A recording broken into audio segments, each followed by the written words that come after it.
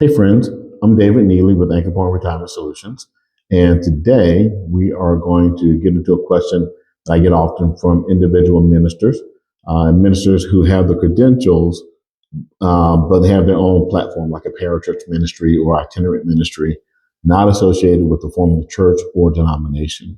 The question are they eligible for a 403b9? We'll get into the answer today and why the answer is what it is. And hopefully it'll bring some clarity to you about your plan, some confidence about what you're doing. And as always, type the word clergy in the notes and I will send you information as you.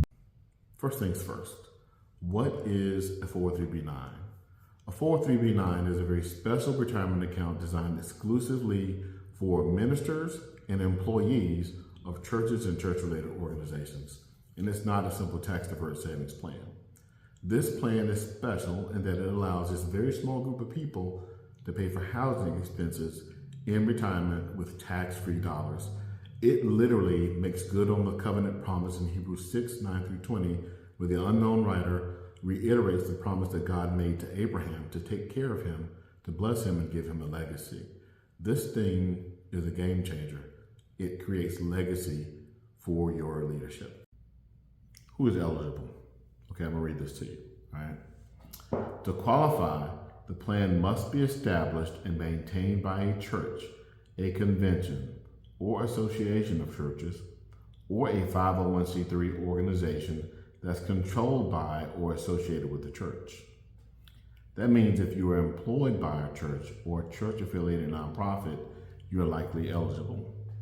And yes, that means even bivocational ministers can qualify if their income flows through a sponsoring church. That's who's eligible. Who isn't eligible? Okay, here's where it gets tricky. If you're a licensed minister working independently, like I mentioned earlier, you have your own platform, you're a parachurch organization, you're an itinerant minister doing weddings and officiating other events, but not affiliated with a church or church-related organization or nonprofit, you're not eligible. You can't set up the 403b9 on your own. You need to have something like a 401k, a SEP IRA, or traditional IRA.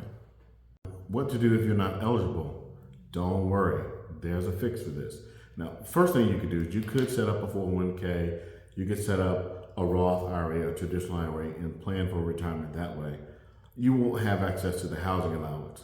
But if you do want the housing allowance, the fix is turn your organization into a 501c3. Make it a church.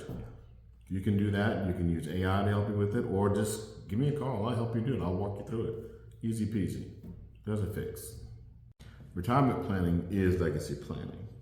So whether you're pastoring a congregation or serving in the margins some other way with your parachurch ministry or itinerant ministry, what you're doing matters. Stewardship matters.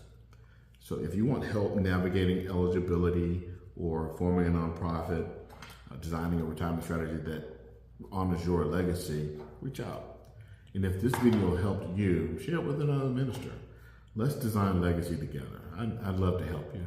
403b9s. If you're a minister, you should have one.